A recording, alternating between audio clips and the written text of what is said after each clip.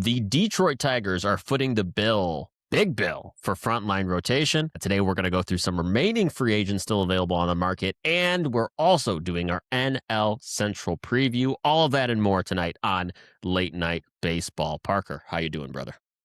I'm good, man. I'm good. We just spent a couple days in Santa Barbara visiting some family, came back, had a premonition that we didn't record a pod this week. So better late than never. Let's get one out. I'm excited. We're getting closer and closer.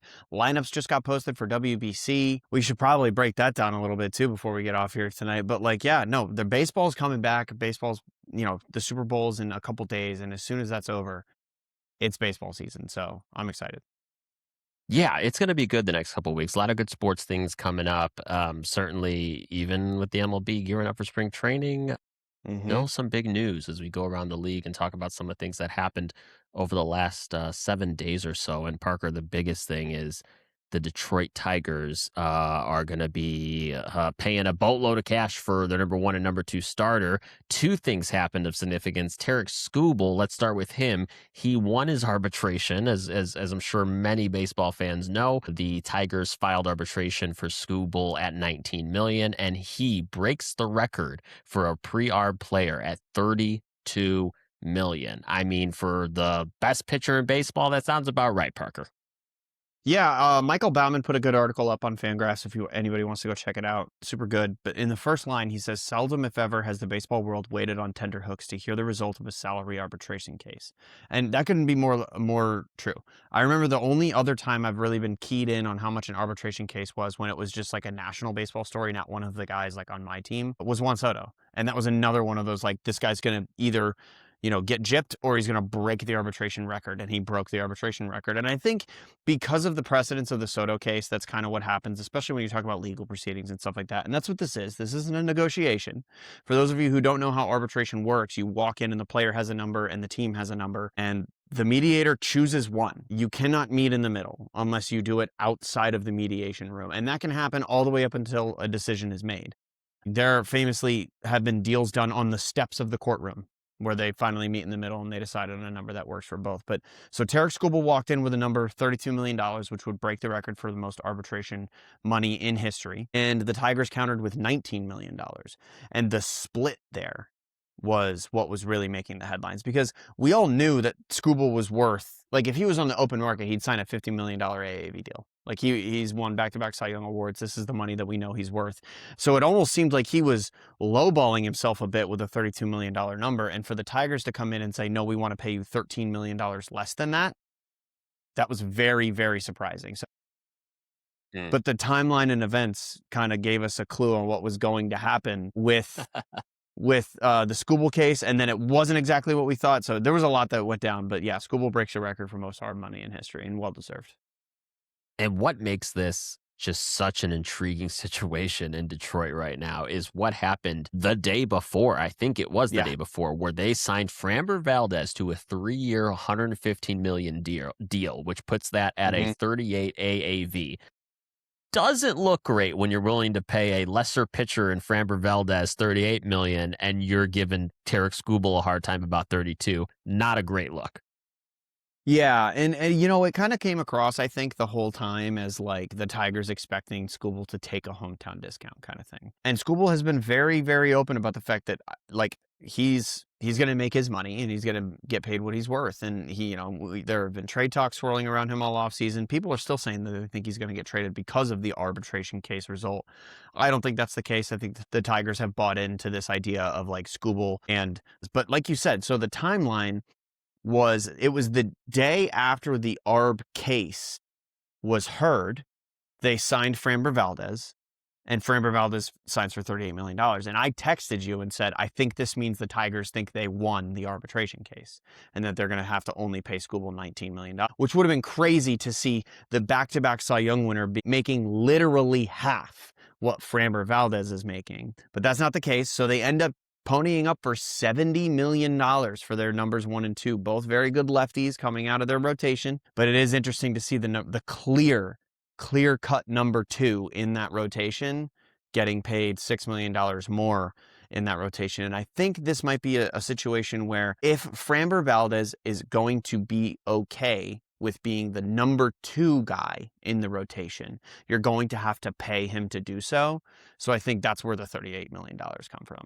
I think that he wanted to be the number 1, and there's only a couple clubs he could have signed with where he wouldn't have been, and this happens to be one of them.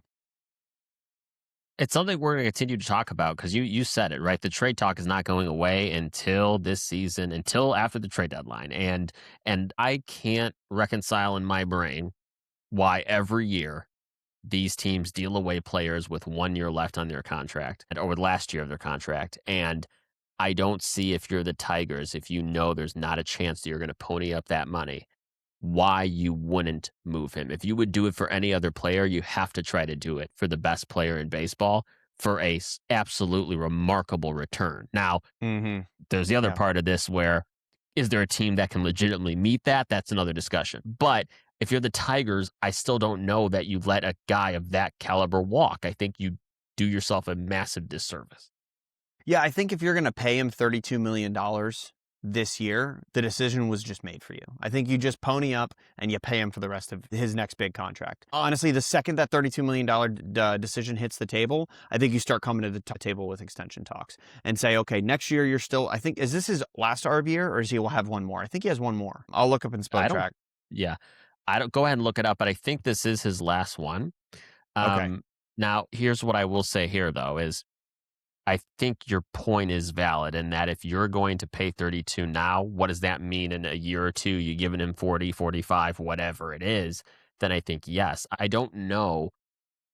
Let's just, I mean, it's crazy to think that the Tigers have never really had this opportunity to lock up a top Mm-hmm. of the pitcher. But they've been here before with Justin Verlander. They've been here with David Price. They've been here and they've screwed it up every time. And I tell you what, if Tarek Skubal is not a Tiger after 2026, Detroit Tiger fans have every reason to be pissed that they cannot retain one of the best pitchers in baseball. And I think it's incumbent on them to actually do it and pay out the money and figure it out because no one's going to come along like Scooble in a very long time. I There's part of it too where I tend to wonder, and this is the crappy part of all of this, is if I'm Tarek Scubal, do I want to be in Detroit for the next 8 to 10 years? I love my Detroit Tiger fans, but not every ball player dreams of playing their whole career in Detroit. Let's just call it what it is. Oh, No, but if there's I don't. a player that would, I think it's a pitcher, right? Sure, sure. Yeah, I think that pitcher, like that's a pitcher's park for sure. And you're playing in the Grand Canyon down there and up there, I guess. But so this was his last ARB year. And so to continue the point from before, I think they just made the decision for you. I think you just go, okay, you got your 32 million. You're now getting paid like big baller money. Let's negotiate an extension. If you had one more year left of arbitration, I would say, all right, cool. So the first year of this extension is going to be $38 million. And then we hit the 45, 50 numbers coming in the years after that. Because we could always just take you to arbitration and you're not going to get $45 million in arbitration. I still don't think that's on the table. But if I'm now the general manager of the Tigers, and excuse me for not knowing their name, I think you come to the table now with like a 48 plus million dollar AAV for the next like Yeah. 8 years, 7 years maybe. I mean he's 29. You're going to be negotiating for ages 30 onward. And if you're that serious and you're not going to trade him at the trade deadline, then you should be coming to the table. He should not be hitting free agency. And to be completely honest, these kind of guys, it's rare that this caliber of a guy at the peak of his powers hits free agency. The last time I can think about it really happening was really, truly like Garrett Cole. Was it Garrett Cole? Because Yeah. he went to the Yeah. World Series with the Astros and then went and he got a huge bag of money. I don't remember, like, we just saw who's the record right now for the highest paid pitcher of all time. So I'm going to look that up highest because I don't think it's an unrestricted free agent. the highest paid pitcher of all time in baseball, it is actually, well, if you're not counting Shohei Ohtani, right? So if you're not counting Shohei Ohtani, 12 years, 325 for Yamamoto. Yoshinobu Yamamoto, and then Garrett Cole was Garrett Cole. behind him. And then, of course, the great ROI deal of Steven Strasburg. So Jacob deGrom's up there too. So here's what I'll say about that, though, is if you're not Yamamoto coming from Japan at that age, if you're not Garrett Cole what was that, 6, 7 years ago now. The pitching market's also just changed. Like, no matter how good a pitcher is, I don't see these pitchers anymore going beyond 5-year deals. I don't think teams are in the market for that, no matter how good you are. Nobody's pitching 200 innings anymore, you know? True. So that's why I think Tarek Skubal breaks the mold. I think that he's the kind of guy who will give you 200 innings or close to it, and he'll win a Cy Young Award. And he's proven that he can do it back-to-back years. So his peak, we know, his peak and his repeatable peak is a Cy Young Award. And that's the kind of guy that I think you do maybe break that rule for. Maybe you do give him 7, 8 years. Maybe you do give him $40 million a year. But like you said, pitching has changed. You used to give pitchers the biggest money on the team. Pitchers get hurt a lot more. And the smallest of injuries can turn a guy who misses bats every time he takes the mound into a guy who gets hit all over the ballpark. And when you've got as much outfield work that you're working with as you do in Comerica, as much as it is a pitcher's park, there's a lot of doubles to be hit in Comerica Park. So I don't know. Personally, I think you pay Tarek Skubal, you never let him hit free agency. I think there's a reason we don't see these guys hit free agency. Mm-hmm. But that being said, he's represented by none other than Scott Boras. And what do we see from Scott Boras? We see free agency. And I would hate to see another Corbin Burns situation where it's like a crazy long, drawn out free agency that ends with, a team that just is trying to get a name on their roster to sign him, which I hate. Maybe I'm throwing shade at the Diamondbacks right now when I don't, need to be, but Corbin Burns has done almost nothing since he joined the Diamondbacks, and I think we all kind of expected something similar, if as like a baseline expectation. And I would hate to see Tarek Skubal go to a team that's not willing to put him into a rotation with 2 other guys that can really do some damage. And I just don't think the Tigers can let this guy hit free agency. I think you have to give him like $45 million a year. Parker, one of the most interesting trades of the offseason happened last week as well. It was a 3-team trade between the Mariners, the Rays, and the Cardinals. And the cornerstone of this deal was what we kind of expected would happen all along eventually. The Cardinals traded Brendan Donovan to the Mariners. And I mean, we knew that Brendan Donovan was going to get traded. Apparently, this trade had been working between these 3 teams, or a variation of it, for the last like 3-4 months. This has been a trade long in the making. And my first reaction to this was precisely the move that the Mariners needed to make, to put more bat to ball contact in that lineup, someone who gives you solid defense, who walks a lot, doesn't strike out, just puts men on base more for that offense. Seems to me like they really knocked it out of the park with this one. Yeah, absolutely. It's interesting to see a guy like Brendan Donovan be such a high value trade piece, because I think that the game's starting to swing back around to being a more defensive focused game. I think that they value a defender that can hit more than a hitter who cannot defend. And we see exceptions to that rule all the time. I mean, we just saw Kyle Tucker get $60 million. But I think that a guy like Brendan Donovan is able to bring so much to the table that he kind of breaks that rule of like, just sign a hitter who can hit and we'll figure out the defense on the back end. I think that he's a very traditional baseball player, and it makes me happy to see a guy like him be such a trade target and go to a team like the Mariners, who seem like they're all systems go to try to compete for a World Series here moving forward. I mean, they were very close to making a run at the World Series, if not for the miracle Blue Jays. And, we've seen them stock up over the offseason, and we've seen the Blue Jays stock up over the offseason. It's hard to say right now who's going to be the leader in the clubhouse in the American League, but right now it looks to be like we might just get another Toronto Blue Jays Mariners World's ALCS, because those 2 teams have really pulled out all the stops to try to go for it again. Yeah, that's a great rematch I would love to see. I think Brendan Donovan's, he really is sneaky good. I like you're alluding to. He's not going to blow you away at any one thing, but as far as one of the most well-rounded ball players on a team, he's definitely one of those. I think it surprised people to learn that he's a career 282 average hitter, and his career WRC plus is 119. Guys, that is a really solid career WRC plus. I mean, that for a guy who doesn't do anything exceedingly well that's catching your eye, he's going to contribute to every single ball game in a meaningful way and in the margins. And that's exactly what a team like the Mariners needs right now, where they're trying to scrape every single win out of that AL West.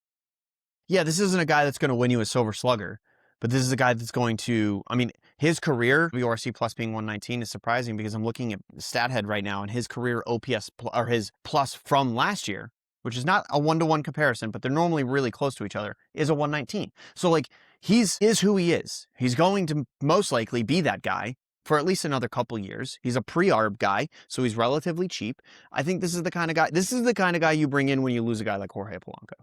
Like, this is just, Yes. that's the best case replacement you can get unless you get some sort of miracle season out of like a rookie or somebody out of your system. This is the guy that I would hope my team went out and got if my team had lost Jorge Polanco. Absolutely. Absolutely. Parker, last thing I want to talk about before we get to our fun NL Central preview is I want to talk about the remaining free agents because, Parker, there's a lot of guys still out there as we creep to spring training, and these are the guys that, try to latch onto a one-year deal here, a minor league deal here, and some of these names, what I want to do is I just want to go through these names. I'm going to read them off to you, and I want you to stop me when we get to one that is interesting or one that you think should be taken off the market quickly here. So let's see who we have. So I'm going to zip through these. We have Chris Bassett, Justin Verlander, Nick Martinez, Lucas Giolito, Robert Suarez. Real quick. Or excuse me, not. Go ahead.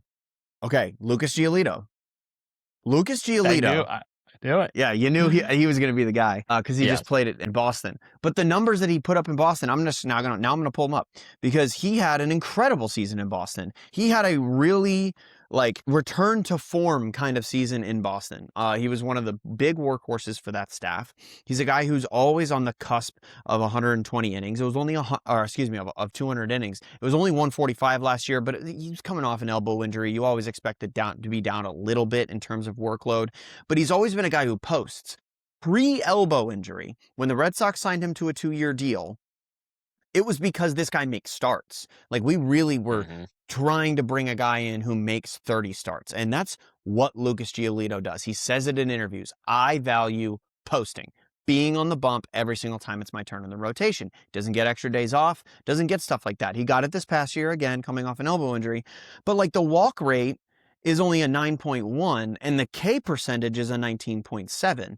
Those are winning numbers. If you can give me a 3.41 ERA, yeah, the FIP's a 4.17, but if you can give me a 4.17 ERA on a 30 start basis, that guy's holding down a third or fourth spot in my rotation at all times. So I'm surprised that a guy who is his age, he's 31. I don't know if people think, for me, it's always surprising hearing his age because he's got the big beard. It feels like he's been in the league forever, but he's 31. And if he can give you an age 32 season that resembles that age 31 season coming off an injury, this is the kind of guy who looks like he sounds like a guy that is poised for one of those big postseasons, like a Jordan Montgomery postseason. I could see him landing on a Mariners or on even a Diamondbacks, and they make a miracle run or something like that, and it's on the back of a Lucas Giolito masterclass. That's the kind of guy where this type of thing happens, where, oh man, how'd he go this long without being signed? Let me tell you what, first elbow to blow out in spring training, you might see Lucas Giolito go to that team. It's a great point, and you've seen him. I've seen him in a White Sox uni, and I just go back to those seasons, man. When he is good, he is good. He is just that rising fastball off the changeup. It's just really, he's a solid pitcher, and I think if you're telling me I can get Lucas Giolito for $7 to $10 million for a year or two, I'm taking that. It's just, come on. Yeah, that's free money at that point. Yeah. You're playing with house money. Absolutely. The space that he occupies in my head is, I remember late August, early September, the Red Sox had a series against the Blue Jays, and it's coming down to whether or not the Red Sox are going to make the playoffs and whether or not the Blue Jays are going to win the division. And Giolito was starting, and I remember going, oh, thank God we got Giolito on the bump. That's the space, the trust and confidence that I had in him as a fan. When you go up against the offense that we saw in Toronto, it's like, oh goodness, thank God we have Giolito on the mound today. So absolutely. Definitely sign this guy.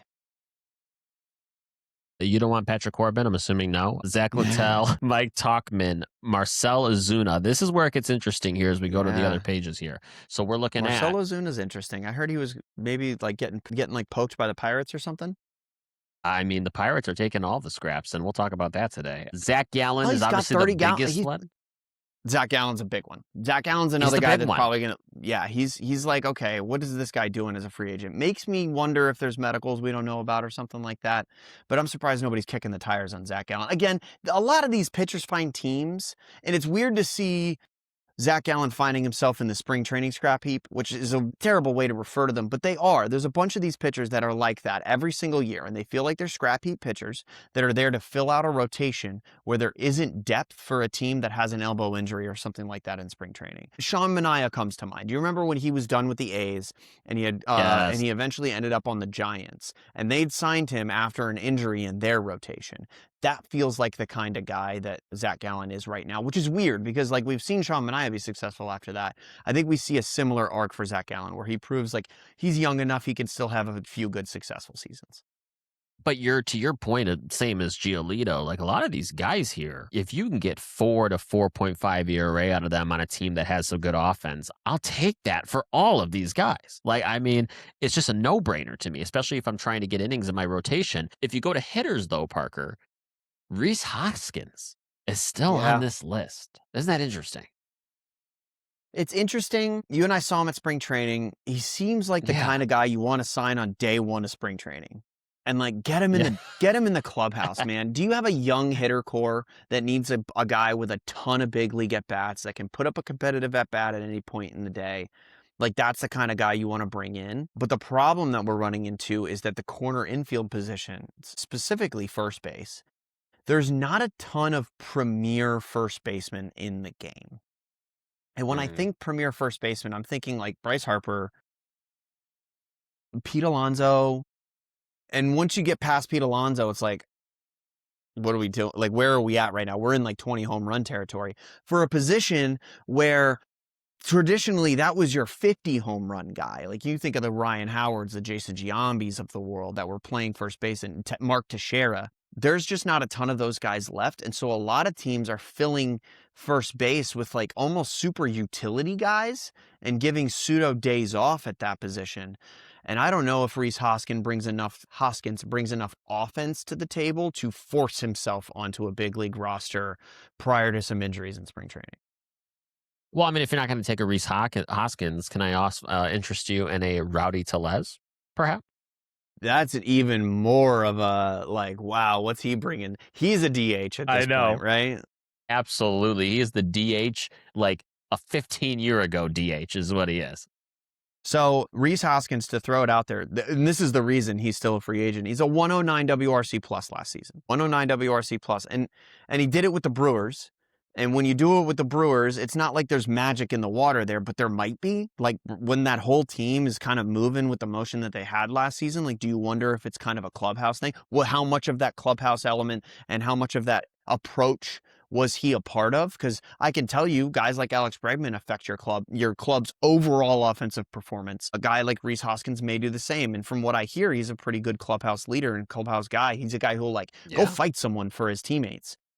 absolutely. And you just wonder with a guy who's, sub 1 WAR with a 109 WRC plus, like Rowdy Tellez, though, I don't know. That guy, you sign him to pinch hit, kind of. The 10 times a year, if that. Right. Okay, so we'll track that, see who's off the scrap heap, as Parker so affectionately called Rowdy it. Tellez 101 WRC plus last season. So like if you're not a 120 WRC plus Rowdy Tellez, what kind of a guy are we talking? That's funny. All right, Parker, let's do it. Let's get into if you've been with us for a while, you know how much we love doing these previews. We did our division preview for the NL West last week.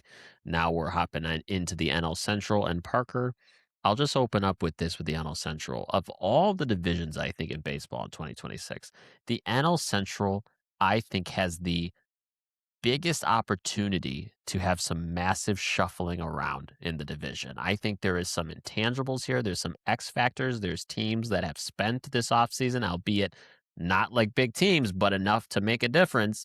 And we'll talk about that here today. But before we get into that, Parker, we usually save our predictions on the standings order for the end. Because it's the NL Central and it's going to be very interesting, I want to hear your standing prediction before we start talking about these teams. So I'll let you go first.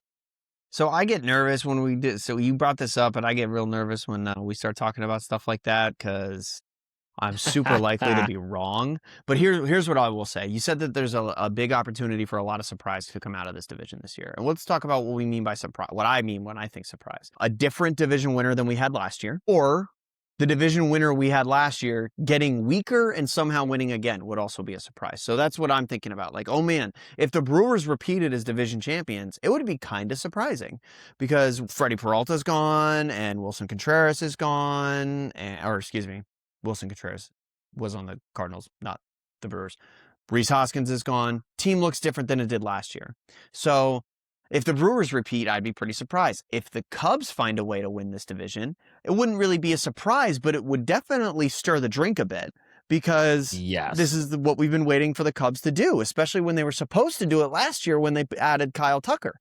So, okay, I'll tell you, my prediction for this division is Cubs winning, Brewers, Reds, Pirates, Cardinals. Okay. For the first time in what seems like years, we don't have the same list, which is great. Literally, actually. I think it's been 2 years. I think last year we had like 1 or 2 teams swapped, and that was it in the whole of MLB. That's really funny. I'm going to go with Cubs. I think that's the obvious choice. We'll talk about that. I have the Reds in second place. I have in third place the Pirates. Wow. And then I have Brewers and Cardinals. So I am really shuffling the deck here, and we'll talk about why momentarily. But let's start with the obvious one here. We both have the Cubs in the top of division, and honestly, I think it's their division to lose. So you have Cubs, Reds, Pirates, Brewers, Cardinals. Yes. All right. So, yeah, I think it's the Cubs division to lose. I think you have to move it or lose it at this point. You brought in the manager of the year. You paid him the most money in the history of managing. You tried Kyle Tucker last year. We know how that went with the whole drama queen thing and not really wanting to play the game of baseball, whatever. But you got Alex Bregman now, right? He's supposed to come in. You have a young developing core with Matt Shaw. You've still got Nico Horner on the roster for as long as he ends up staying there. You have who is my most electric player in baseball on any given day, Pete Crow Armstrong. You have all of these things working for you, a rotation that's getting Justin Steele back. There was a big pitching signing that they got this past. Who did they bring in? They brought in a pitcher, didn't they? Edward Cabrera.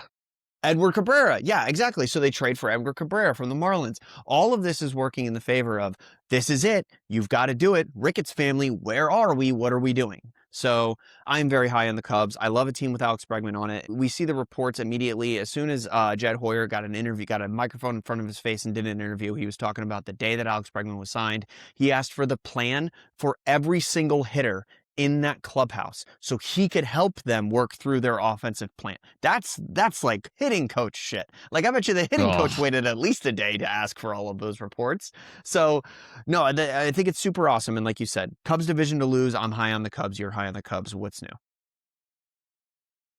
Well, that's the thing is, I'll tell you what's new. And that's that I think you and I have been high on the Cubs for the last couple seasons, but what's truly new is I think they finally have a team that not only can win a division, but for you and I, we've always said, can this Cubs team really go deep in the playoffs?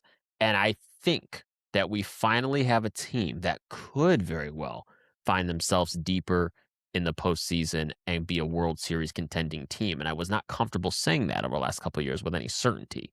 But like you said, when you're adding someone like an Alex Bregman that has more impact than just his bat, when you have starting pitchers or when you have a rotation that still doesn't include Justin Steele, folks, but someone, when he comes back, say you get him at the end of the season or even for a postseason run, like that's as good as any trade you can make, right? And so I think with the rotation of what they have now, with the potential Justin Steele, hopefully the recovery's still going good. He comes back. You have younger pitchers still, the reinforcements in AAA like your Ben Browns and Jordan Wicks that are still really solid that they can lean on. I just feel like more than ever they have that depth.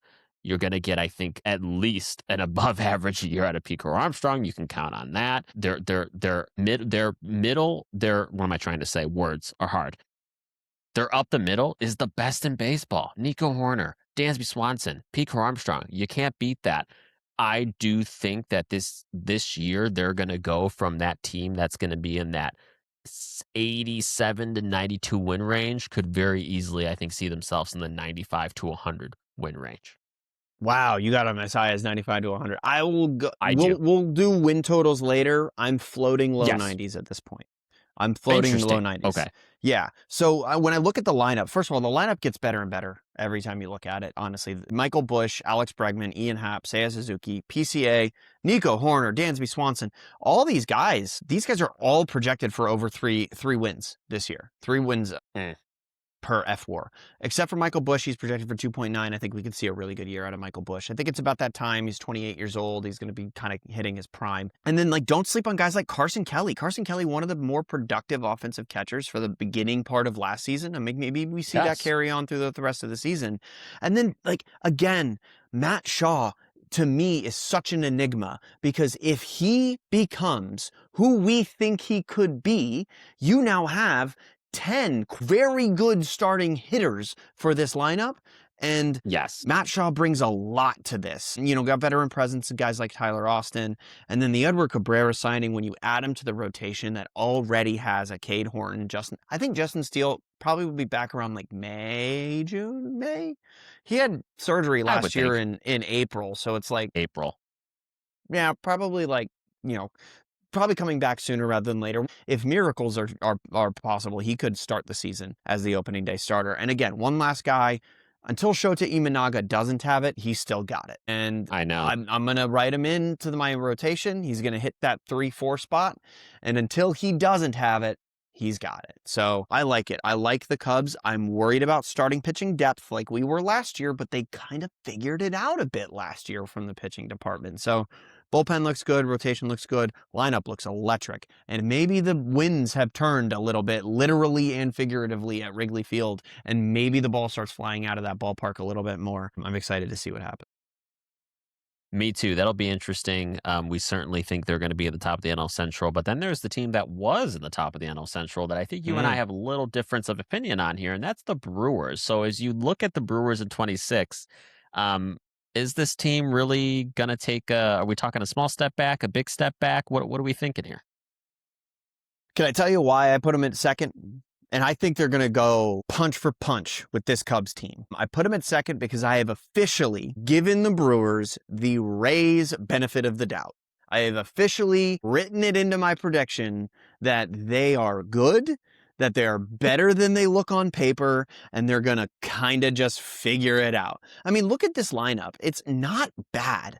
If you get Jackson Chourio firing on all cylinders, we love some Bryce Terang, Contreras, Yelich, we know about those guys. Sal Frelick looks poised to really break out, if not this year, then maybe next year. And if you get what you got out of Andrew Vaughn in the second half of last season for the whole season, this is a dangerous Brewers lineup. And I think I'm just writing them out as, you know, that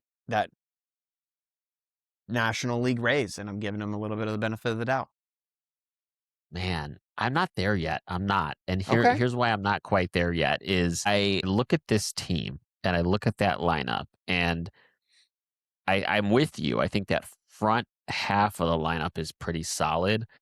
I do have questions about, and this is just me being a Sox fan, I have questions about Andrew Vaughn still, and if he can sustain that, if that wasn't a lightning in a bottle thing for him last year, that jury's still out to me on Andrew Vaughn. Sal Frelick, I think you're right. I think he's absolutely he can break out 100%. But after that, we're talking about Durbin, Mitchell, Ortiz. Still a lot to be desired there, I think. I think a lot of that war is going to come from defense, particularly for Mitchell and Ortiz. But then you go to the pitching, Parker.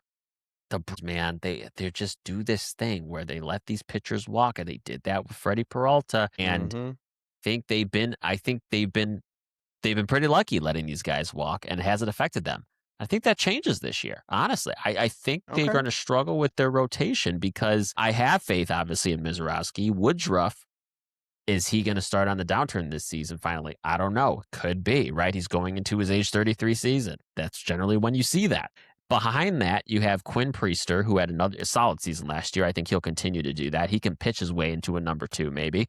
Yeah, maybe. Chad Patrick, Chad Patrick pitched, I think it was like around 150 innings for them last year, 125 innings for them last year. And then Logan Henderson is the projected fifth starter. He only pitched 5 games last year. And beyond that, there's really no other pitching depth. So I get concerned for the Brewers when they're going up against a strong Cubs lineup with Alex Bregman, a stronger Reds lineup, and don't forget, a stronger, albeit nothing flashy, but a stronger Pirates lineup too, right? Like I'm not bought in on them being able to sustain a solid pitching performance over 162. Yeah, no, I can see it. I can see that for sure. I don't know. I'm trying to pull up Andrew Vaughn post-trade deadline right now. Yeah. Custom time That's frame and all that. good I call. really Yeah, think I'd be he's interested. he's a big part of what they're trying to do. So I'm going to get August 1st until, till the end of the season in the regular season and see what his numbers are. It's loading right now. But I think Andrew Vaughn is a big part of what they're trying to do because he's the kind of guy that can occupy a middle of the order spot when he's living up to what we kind of hoped that he was going to be last season. So yeah, no, I'm terrible at this. And so I'm waiting for it to load. But when we talk about the Brewers, I think that there's a lot of variance, and it's the same exact thing that we talked about with the Rays, which is why I put them into that same conversation. I think that there's a lot of upside if everything clicks, and until it's the same thing as you said about Shota. Until it doesn't click, it's clicking, right? So I can't figure out how this freaking tool works. I cannot figure it out.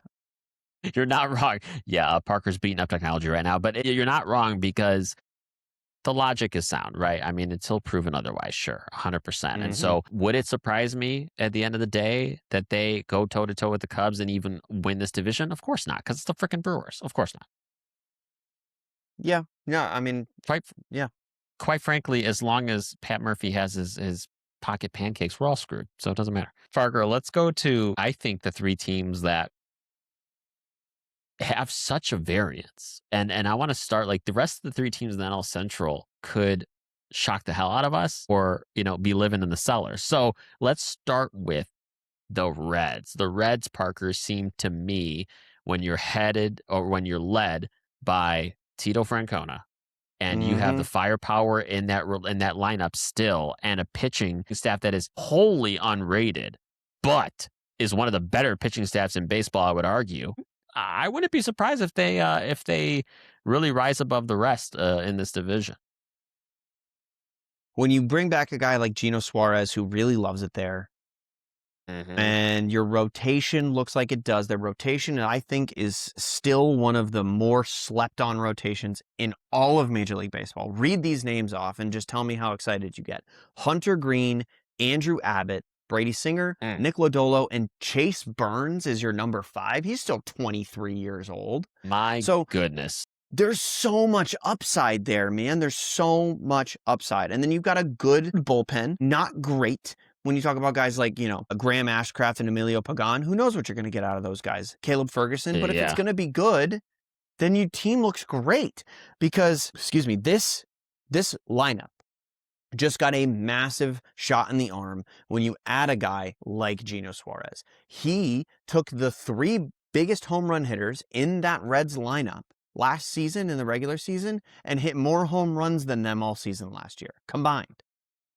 When you add, let's conservatively say 40 to 35 to 40 home runs for Eugenio Suarez, I think he actually might hit 50 in a ballpark like Cincinnati. Lee De La Cruz maybe breaking. I mean, he hit 52 when you include the postseason last year. No, you're right. You're right.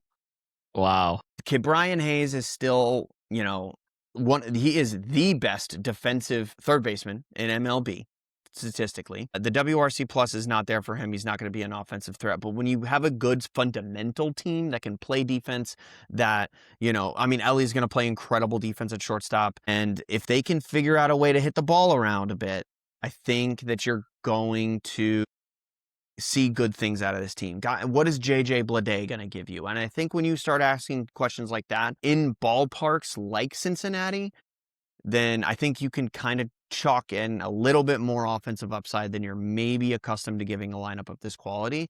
And to me, that's why the Reds are going to be third place in this division. For you, you have him second. And when you put a guy like Terry Francona at the helm, I think that's when guys like that start having seasons like we're talking.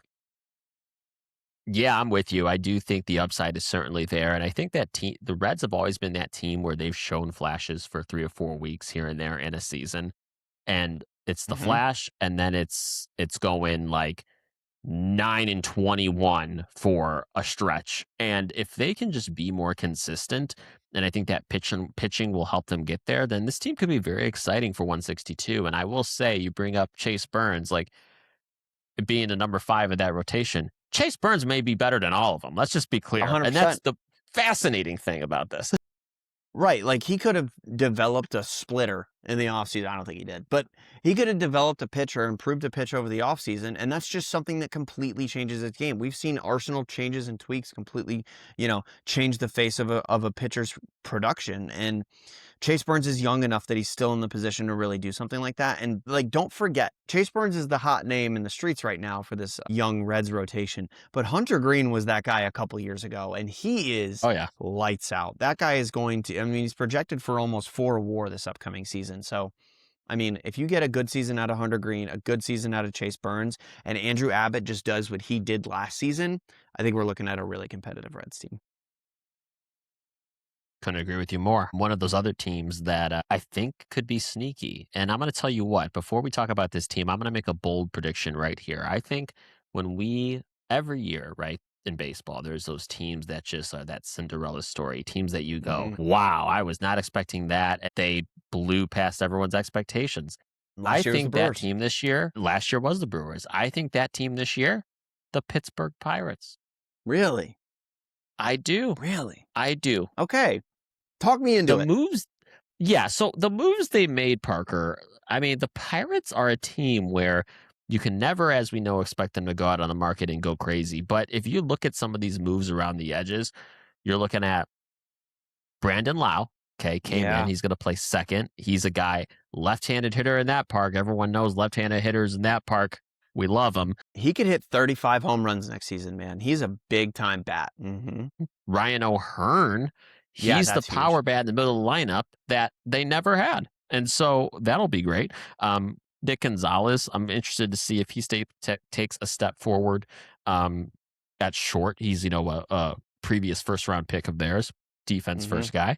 O'Neal Cruz, I think O'Neal Cruz has been lost the last Yeah. couple of years. He had that one breakout season, and I It's his still fault. think it's in him. It's his fault. Okay, No, fair. I Fair. don't want to just Fair. chalk it up to him being a Pirate. He had it. I was just thinking the same thing, and I thought, what the heck does O'Neal Cruz contribute to this lineup? And I just looked him up. He had an 86 WRC plus last season.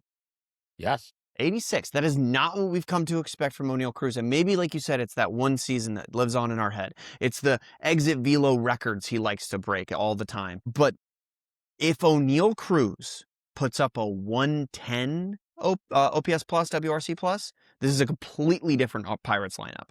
The electricity that he brings, the fear that he inspires, because that's the kind of guy who has a 110 OPS plus and can hit a ball 117 miles an hour. He is going to be treated like he hit 50 home runs last season, if that's the case. Yes. Yes. That's all you need in a lineup. You actually don't need the production. You just need your hitters to be treated like they put that production on the field. So if you can inspire a little bit of sweat on the brow of the pitcher that's facing an O'Neal Cruz, guys like Jacob Mangum are going to find their way on base. And whenever Correct. you have guys on base and you have guys like Spencer Horowitz, Brendan Lau, Ryan O'Hearn, O'Neal Cruz, those guys are going to drive them in. That's the recipe. And then, of course, you have to look where this really makes and breaks is when you look at the rotation. If you get another Paul Skeens season like he had last year, I'm not saying he needs to go Tarek Skubal and win back-to-back Cy Young Awards, but he could. He genuinely could. Doesn't look like he's going to slow down.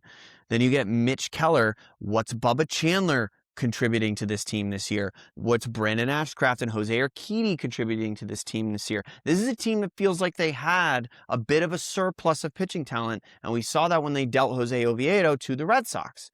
So if Yes. that's the case, we need you to perform that way. And if they can get a bunch of production out of these guys in the rotation, the sky's the limit. Like you said, this could really be a team that turns some heads.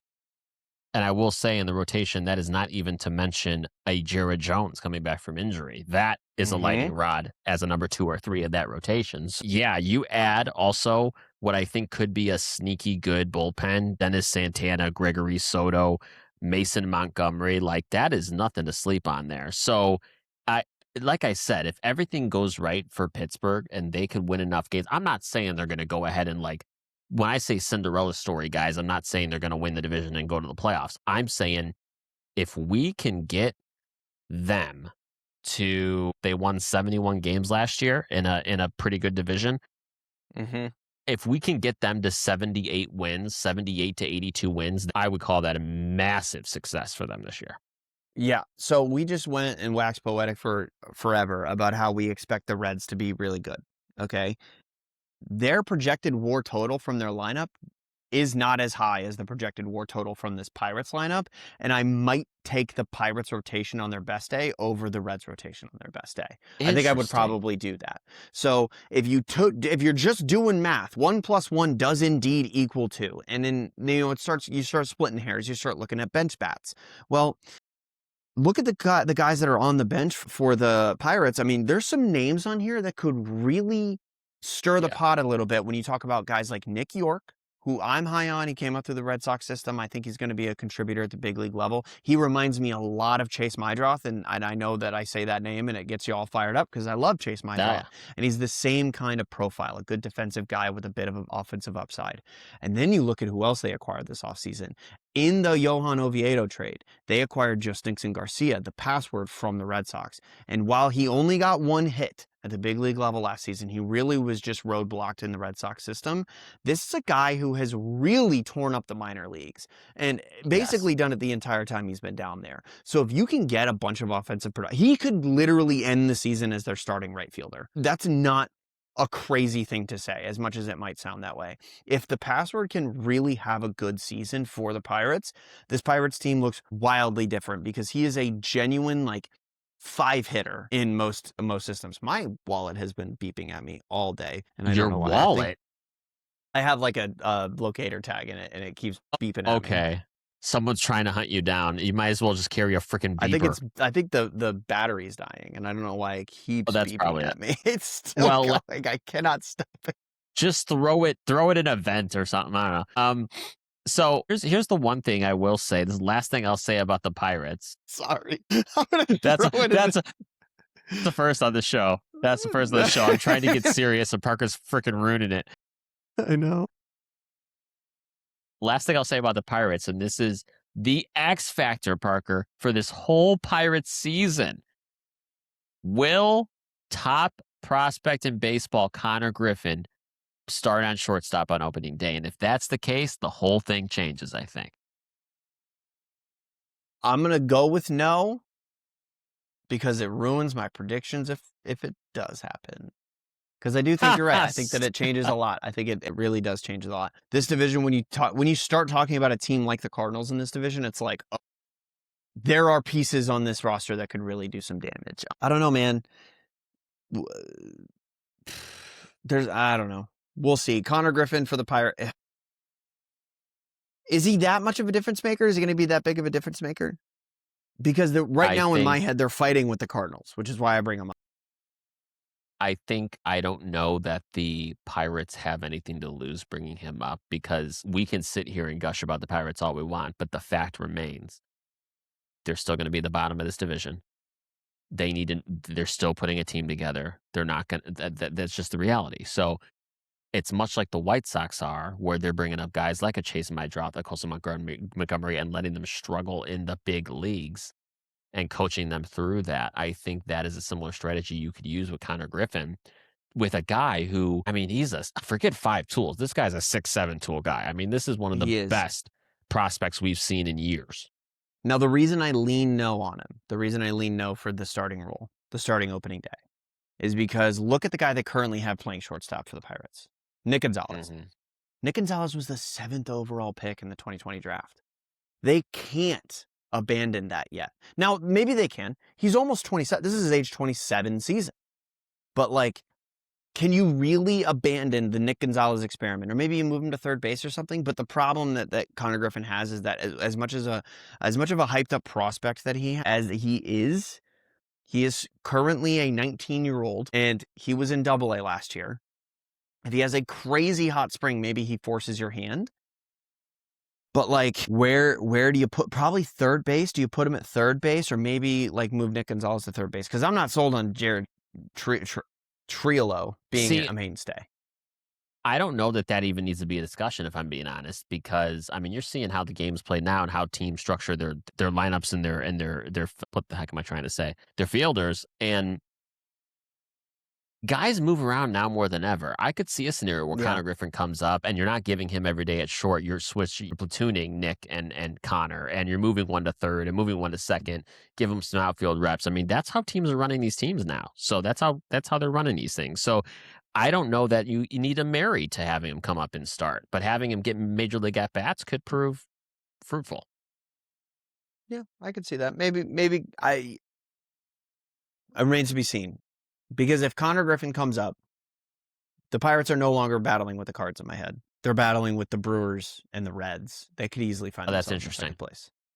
No, that's a good point for sure. Speaking of Cardinals, let's wrap up with the Cardinals because man, it used to Yeah. be for 20 years, and I don't even know the exact number. I'm gonna like butcher it, but I know it's something like that.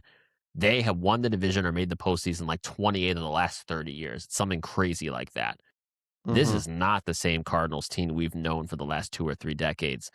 And I don't know that they've really figured it out yet, even with what they put together. I'm not very high on the Cardinals, Parker. No, I'm not. I don't think the Cardinals are high on the Cardinals, if I'm being completely honest. And if they're being honest with you, I don't think Cardinals fans are high on the Cardinals. But you know what they do remind me of? The early 2000s Red Sox. And now, why would they remind me of the early 2000s Red Sox? Well, it's because they have Chaim Bloom as their president of baseball operations. And he's doing what Chaim Bloom has now proven twice that he can do. And he is creating a very good farm system and a very, very strong, like, crop of talent that could find themselves in the big league roster by the end of the season. Right now, I'm looking on Roster Resource right now. The 1 through 7 top prospects in the Cardinal system are number 9, 19, 40, 71, 77, 83, and 87 in MLB. That's Yeah. a good crop of prospects. 7 No, guys in the top 100 prospects. That's super, super promising. Not this year, though. I don't like everything you're saying about Hein Bloom is correct. Like if there's a guy that can get this team to prominence in a relatively short period of time, it's going to be Hein Bloom, and he's just a great talent collector. Okay, Mm-hmm. I don't know that that's happening the last few years or in the next few years, and a lot of these guys that are still in their lineup are question marks still. Like I think you can count confidently on Lars Nootbaar. I think you can count confidently at this point only on just Ivan Herrera. The rest of the guys, Alec Burleson, I still have questions about. Nolan Gorman, I still have questions about. We don't know enough about Mason Wynn, I think. JJ Weatherholt may be up We don't because nothing. he's a Yeah. non-roster invite. We know nothing. Jordan Walker, we know, top prospect for years. He never has panned out. I still think maybe he could. Victor Scott, the only thing he's doing right now is like stealing bases like a madman Ricky Henderson style. So I don't like Right. I don't know that there is a scenario. I hate to say this for Cardinals fans, but I think they know this. I think this is just one of those seasons that you're just gonna kind of grin and bear it and collect talent and see what you get out of them this year. But I don't see a scenario where they're making any push for anything. It's not happening. Yeah, everybody in their lineups in the 20s, and a bunch of these guys need to kind of click now, or else they're not going to stick around much longer. Like you said, Lars Nootbaar needs to do it this season. He needs to be the guy that he was in like the WBC, Yeah. 3 years ago. We'll see. I don't know. There's a bunch of guys I'm excited about. Like you mentioned them all: Nolan Gorman, Mason Wynn. I like JJ Weatherholt quite a bit, but like you Yeah. said, non-roster guy. He's going to start the year in AAA most likely, I would assume. But I don't know. I can't even count on Ivan Herrera because who knows? The catchers have nuclear offensive seasons and then fall off the face of the planet. not frequently, but somewhat frequently. I don't know. We'll see. We'll see. I don't I know. like the farm system. I like guys in their farm system right now. Yes. I really like Blaze Jordan. I think he's great. I think he's going to be great. I like JJ Weatherholt. I already mentioned him. I don't know. We'll see. We'll see what happens. Yeah, absolutely. Absolutely. Have you ever had Tink a Lars Hentz. There you Nootbaar? They're go. There's a guy you delicious. might see by the end of the season. I like Tink Hentz. Tink Hentz. Yes, also one of the better names in baseball, if we're being honest. Oh, yeah. Tink Hentz. That's like They a are 1920s name. Yes, hey, stepping up to the plate, Tink Hentz. Lars Nootbaar. I love Lars Nootbaar. That is probably my favorite name in The Nudie baseball Bar. today. Yeah, man. Yeah, that is up to the standard of like Cocoa Crisp. Those two names. I love that. Gold star names. He's also probably going to have a pretty good season because if 2023 is anything to go off of, he loves playing in the WBC to start the year. So we'll see. Oh, yeah. That's true. That is very, very true. All right, Parker. That is our NL Central preview. Next week, we're going to keep on moving through the NL and wrap up in the NL East. And boy, will that be a fun one. But before we wrap up tonight, it looks like you want to do an Immaculate Grid today. Yeah, let me pull it up because I haven't even done that yet, and then I'll share my screen. But I'm excited to. Oh, there's a Red Sox box. Let's go. We're gonna crush it. All right. You knew it. You had a feeling. Here we go. Yep. Here we go. All right. Is it on the screen for you? Is there? Here we go. I was going to ask if there was stat ones. This is going to be hard for me today. Oh, boy. All right. I'll start us off pretty easy. Red Sox Astros. Obviously, the one that comes to mind first, Alex Bregman. We're not going to go with Alex Bregman. We're trying to get good rarity score here. Yes. I'm going to go Caleb Ort for Red Sox Astros. Are you kidding me? Caleb Ort. He doesn't even pop up when I type in his entire last name.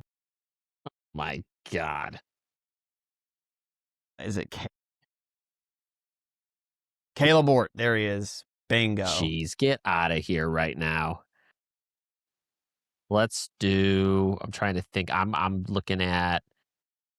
I mean, the easy one for Brewers Astros is Josh Hader, but we don't really need to take that one. Yeah, don't. Yeah, we got to do hard. We're better than this. We're better than this. We're better than that. Red Sox Blue Jays. Red Sox Blue Jays. Give me a Shea Hillenbrand. Wow. Okay, that's a great one. Wow, that's higher than Caleb Ort. Okay. That's a bigger name than Caleb Ort. That's a bigger name than Caleb Ort. That's true. Okay, Red Sox 100-run season. There's plenty of guys we could go with, but let's try to pick one that's not crazy. I'm trying to think of guys that contributed at the big league level for like older World Series teams. Ooh, yes. Jimmy Fox? Yeah, I feel like guys are picking Jimmy. We can go with Jimmy Fox if you want. Yeah, well, I mean, if you come up with one better, you'll know better than that. I think. What if we went with like, do you think Dom DiMaggio ever scored 100 runs? Yeah, Dom DiMaggio. I don't know. I don't know. This one's hard. We could definitely do a Jimmy Fox, but I think it's like going with David Ortiz. Yeah, it will be. It'll be going with David Ortiz. Who played center field in 2004? Was it? I mean, it wasn't. Yeah, I was gonna say it had to be that. We could probably. Did he score? If Johnny Damon didn't score 100 runs for the 2004 Red Sox, we kind of deserve to get it wrong. We kind of do, if I'm being honest. That he had to have, right? Can we go with Damon? Are you good with that? Do it. Just do it. Bingo. 4%. Okay. Not the worst, not the best. That's 2 in a row, by the way, we've used Johnny Damon. Also true. I mean, it's better that than Rich Hill. We could use that every day, too. Yep. Let's see. Okay, we need a 10-win pitching season and a 100-run batting season. There's like two dudes. That's like only Shohei. Probably Babe Ruth, right? I mean, yeah, Babe Ruth, Shohei, and that would be it. I think Shohei's cleaning house on the percentages, so let's go with Babe Ruth. Yeah. Watch him not do 100 runs. 51%. Damn it. Yeah, I mean, Well, it's 51%, but doesn't that tell you that people only picked Babe Ruth or Shohei, right? Yeah, I need to know who's in that category. There can't be many. It can't be if he's 51. This can't be. 100 Brewers, Blue run Jays. season. Oh, Brewers, Blue Jays. Yeah, let's do that. I'm really focused on that one right now. Brewers, Blue Jays. I remember Lyle Overbay, but that may be too big of a name. I don't know, man. That's a good pull. Yeah, do Lyle Overbay. I don't think I know anybody off the top of my head that I would want to put over him. That's a hard one. 3%. 3%. That ain't bad. Okay, not terrible. Not terrible. 10-win season for the Blue Jays. Let's do 10 wins for the Blue Jays. There's plenty, but let's think of one that's interesting. A good one. A good one. Let's see. I mean, there's like, oh, I got one. Who do you got? Jack Morris. Man, seriously? Bingo, 2%. Wow, dude. That's Jack a good Morris. Pull. Yeah. That is a good pull. Damn, good on you. That's a good one. I feel better about this one than I did the last one. You got basically everyone on the last one. You're redeeming yourself. This is great. All right, that Lyle Overbay was good. Brewers, Astros. Is there anybody even recently that's done that? I mean, besides Hader? Yeah, I like to go, you know where I go immediately when it comes to Immaculate Grid? I, for some reason, go to like the 2000s, like the aughts and the 2000s. Like that's my sweet spot for some reason. You would think it would be like the last 10 years. No, that's the sweet spot for me. Don't know why. Give me those classic Astros teams. Yeah. And also, like, you got to think about, like, the best thing when you're going through this for me is I like to think about, like, utility players and catchers. Like, for me, those are the easiest. I don't know. For me, it's easy to, like, envision catchers wearing these jerseys for some stupid reason. Give me former Cub. I know he played for the Astros. I'm not sure about the Brewers. I'm pretty sure. Paul Bako, Bako. All right, I trust you. What a pull! What a pull! But he's even wearing the Cubs hat. So here's what we need to do now: a 10-win pitching season. But it does not need to have happened on the Astros. It is a guy that pitched for the Astros and also got a 10-win season. Fair. That's a great distinction. I always forget that. So thank you for bringing it up. So yes. who like ended their career on the Astros? Because like people are going to want to throw guys like Justin Verlander. They're going to want to put guys like that. But who are we? Roy Oswalt. We all know about all those guys. But who's somebody that just like maybe somebody who was a reliever late in their career, made a stop in Houston? Dude, that's a really good question. This one's really hard. Yeah. I mean, we could always go with guys like Clemens and all that. I know. I hate doing that. I feel like I like give up when I do that. It's like, oh, I'm just going to put in like Ken Griffey Jr. Okay. What about like Kurt Schilling? I know that's not. Didn't he? Am I crazy? He was an Astro. I don't think so. No way. No way. No, it was Phillies, Diamondbacks, Red Sox. I'm thinking, God, this is hard. Was Tyler Clippard an Astro? Do you remember Tyler Clippard? Season? Yeah, the Nationals legend. The Nationals, right. Did he win 10 games? I don't know if he was an Astro, though. That's hard. I mean, we know we can get it right. Like, we know we can get it, just going to tank our rarity score. There's somebody screaming at their monitor right now. I know. If you're going to yell at us about this, pull over in traffic and do it. We know a lot of things. We don't know everything. This is hard. This one's really hard. Shoot. Who pitched in those World Series years? In those World Series years. I mean, Verlander, obviously. Did Luis Garcia ever win 10 games? No way. No way. You don't think he won 10 games? That was a big winning team when he was pitching for them, even if he was I don't okay. think so. I don't think so. This is really hard. We may just have to put one in here. Yeah. We I mean, the like we Rockets, the may easiest one. Nolan I Ryan. mean, yeah, or we can go with like older Pettit. pitchers on the Houston on the Astros that you know for sure. Like I'm thinking about Like like Oswalt. Oswalt would be one, Hunter Brown, A.R. Richard is one. I The like that older one. sounding name. Yeah. I think JR I think it is JR Richard. Yeah. Ready? Yeah, do that. Yeah, let's try that. Bingo. 7%. Good pull. Percent. That I mean that's Single the digit best that we percent. were gonna get on that one. I All think right, you're right. so while we were doing that, I was distracted on the Brewers 100-run season because two specific names came to mind for me. We'll pick which one has the better rarity score. Jeff Jenkins or Jeremy Burnitz? They score 100.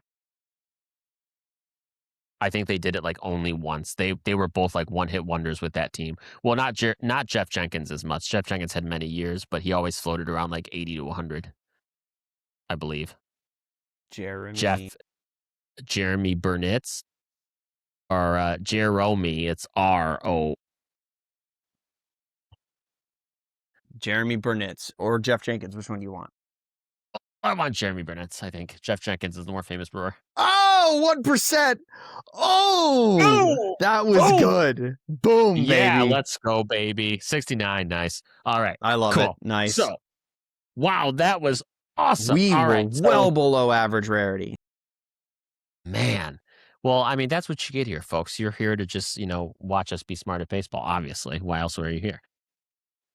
All right, folks, that was fun. We're going to keep on doing that because that's just a fun time when we do these shows. We will be back next week. We are going to continue the National League, like I said, doing the National League East Division preview. But before we wrap up, Parker, any last words tonight? I just want the WBCs. So, Man. ready. Football ends in 2 days. Gonna have some wings and beer. Gonna enjoy the Super Bowl.